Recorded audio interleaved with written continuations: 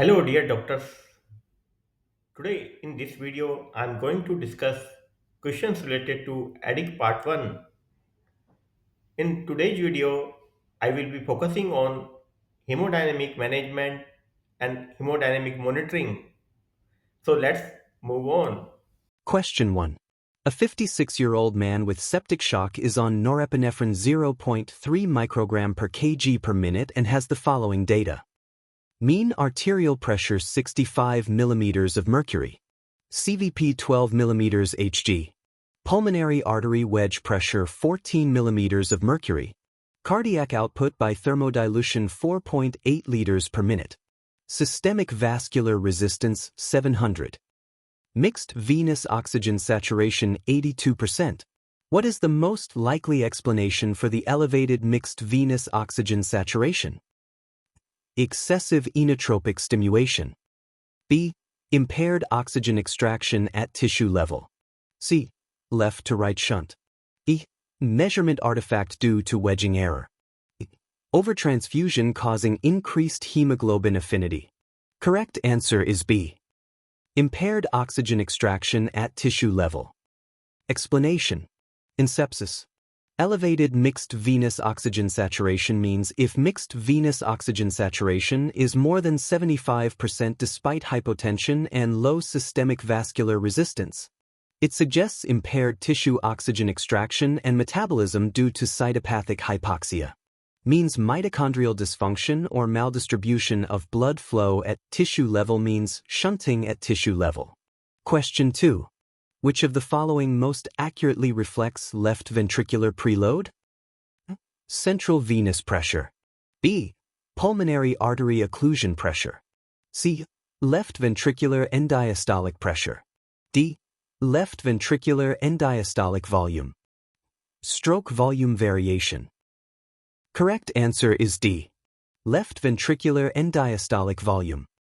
Preload represents myocardial fiber stretch at end diastole, best correlated with end diastolic volume. Not pressure.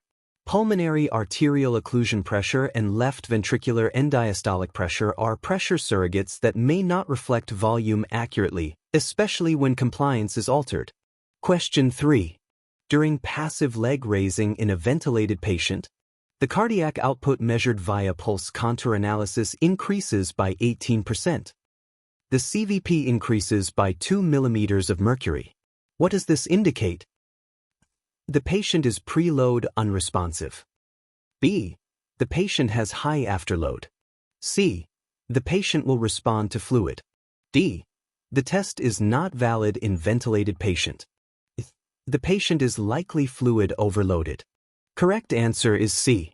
Patient is fluid responsive. Explanation.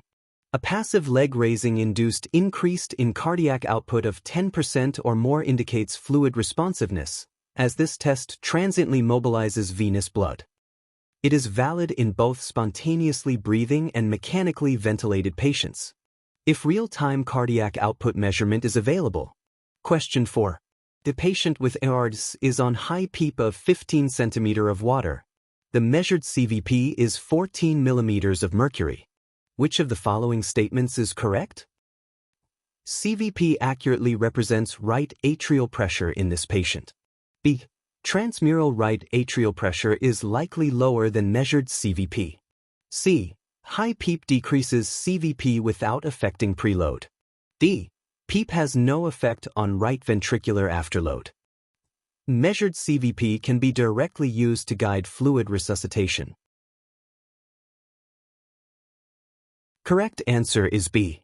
Transmural right atrial pressure is likely lower than measured CVP. Explanation. High intrathoracic pressure from high PEEP increases measured CVP, but transmural pressure means true preload is lower. Thus, CVP may overestimate right atrial filling pressure. Under high TEEP. Question 5. A 70-year-old patient with cardiogenic shock has the following parameters. Cardiac output 2.5 liters per minute, pulmonary artery occlusion pressure 24 millimeters of mercury, systemic vascular resistance 2,100 and mean arterial pressure 60 millimeters of mercury. What is the most appropriate initial pharmacological management? A. Norepinephrine. B. Dobutamine. C. Nitroglycerin. D. Vasopressin. E. Phenylephrine. Correct answer is B. Dobutamine. Explanation. Low cardiac output with elevated filling pressures and high systemic vascular resistance indicates cardiogenic shock. Dobutamine improves contractility and reduces afterload. Vasoconstrictors would worsen cardiac output and pulmonary congestion. The combination of inotrope like dobutamine and a vasopressor like norepinephrine is often used. Norepinephrine can be added to increase blood pressure and maintain perfusion. The thermodilution cardiac output curve in a patient shows a broad, delayed downslope. This pattern suggests tricuspid regurgitation. B. Pulmonary hypertension. C. Low injectate temperature. D. Intracardiac left to right shunt. E. Catheter misplacement. Correct answer is A. Tricuspid regurgitation. Explanation. In tricuspid regurgitation, the backward flow of injectate causes prolonged thermal signal detection and a slurred thermodilution curve, leading to falsely low cardiac output readings. Question 7. Which of the following is true about pulse pressure variation as a predictor of fluid responsiveness? Reliable in spontaneous breathing. B. Unaffected by tidal volume. C. Unreliable in arrhythmias. D. Requires invasive cardiac output measurement. E. Independent of chest compliance. Correct answer is C. Unreliable in arrhythmias. Explanation.